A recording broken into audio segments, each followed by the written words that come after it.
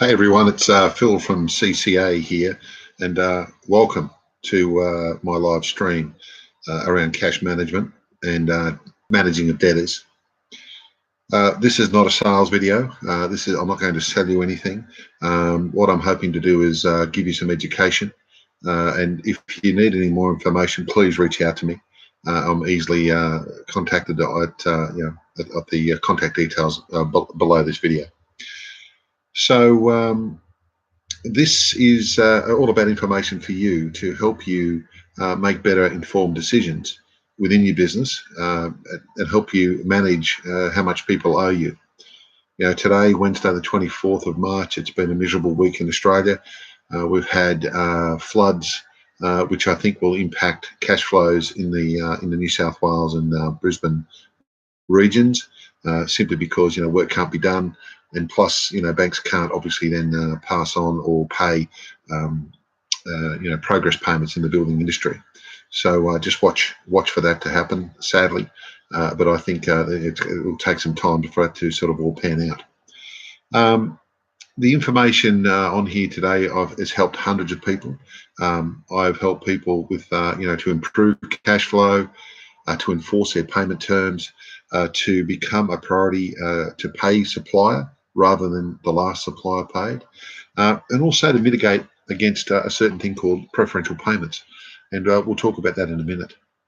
But if this video is something that you really enjoy or something that is important to your business, give it a big thumbs up, because obviously I want to see that people are getting something from the time I'm spending in doing this sort of stuff. So, without any further ado, let's get started. So, one of the biggest things that I find when I'm talking to businesses is they're having trouble getting paid for invoices. And sadly, what I see is that the whole concept of credit management starts at the start of the relationship. What agreement do you have with your customer? What terms of trade? What conditions and parameters of doing business have you laid out for your customer in black and white? Sadly, a lot of companies just don't do it properly. What I see quite often is a credit application form, which is invariably a client information form or a customer form with some details on it, the request for 3 referees, an indication how much credit limit the customer wants, and then a signature of a senior manager or an owner. Sadly, while this in the past has been an okay process, it just doesn't cut the mustard here in 2021. The new privacy laws make things a little bit more difficult. We've now got a process called the PPSR, which I'll cover off in a little while. But these things are there to protect you. So, first point, get yourself a legally binding credit application. Now, on the back of that credit application is the important stuff.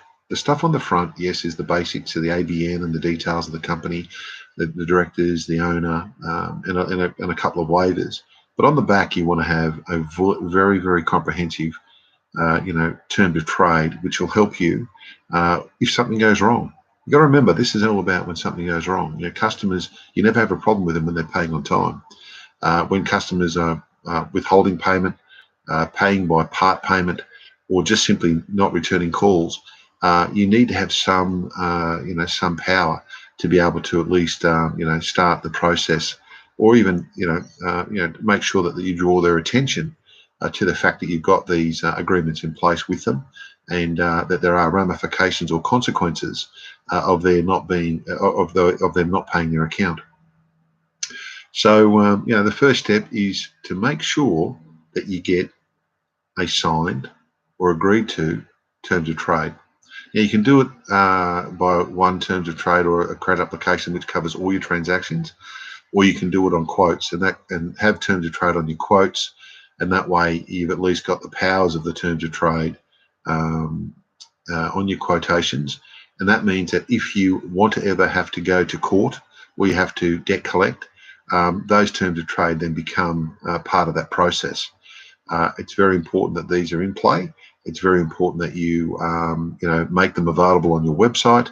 And I see every day where companies are issuing tens of thousands of dollars worth of credit to other companies, and their customers are using them like a free overdraft or an extended loan, because they're using it fundamentally to cash flow their operation. So terms of trade, credit application, very important thing. So one of the reasons that I always advise around terms of trade is I want my clients to protect themselves. Protect themselves on the Australian government's register, which is called the PPSR. A lot of people think the PPSR is all about cars and boats and machinery, but there is a way that you can take a PPSR on your debtor in a way to become what they call a secured creditor. Being a secured creditor is a very, very important step, especially if you've got customers that are spending lots of money with you, because it protects you. It protects you in two ways. One of them is it recognises that you have taken the steps and followed the legislation and become a secured creditor. And this is where, again, your credit application comes into play. If you've got the right terms, the right clauses on the back of your within your terms of trade, I should say, you can have you can register in what is known as a perfected PPSR, and it's always best to use a qualified or an experienced PPSR registration company to do that, because they'll make sure that it's done correctly and with all the right options within the PPS register. Now, how does it protect you? Well, again, I said before that terms of trade really come into play when something goes wrong. So if a company of yours, a client of yours goes into bankruptcy and you are a secured creditor, one of the very first things that the liquidators will try to do is they will ask you for a copy of your documentation. What they're trying to do is they're challenging your PPSR registration, because they, in essence, want to see as many of those crossed off the register as they possibly can. And if they can cross a PPSR off, if it's not legitimate, if it's not perfected, then you can be subject to what they call preferential payments. Now, preferential payments is something people has heard about, but fundamentally what it means is that a liquidator can come and request from you money that you've been paid by the company in liquidation, and you have to pay it back. So they can then pass that money on to the secured creditors. So it's always best to get your terms of trade endorsed by your customer, register on the PPSR, and in that way you get your certificate back.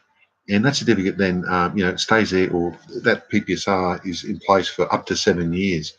And, it costs only a few dollars. So once you've got your legals in place, it only costs a few dollars. And I'm talking, less than, $10 to become what they call a secured creditor here in Australia.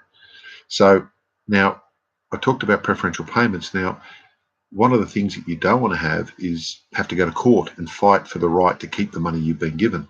So being a registered secured creditor, that means that the liquidator then has to try to prove that you've been paid in preference to other secured creditors. And with a perfected PPSR, that's very difficult for them to do. And a lot of them understand that once you've gone through that process, you've dotted your I's and crossed your T's. So the PPSR is a very, very important tool, and I encourage all my clients and I encourage anyone in business that runs debtors to use the PPSR to the nth degree. And if you've got exposure to large companies and you don't want them to get a credit application re-signed, talk to us and we can get you a document which is called a client information form, which enables you to then look to register a PPSR, all right, on an existing customer. So it's important that you take that step as a business owner.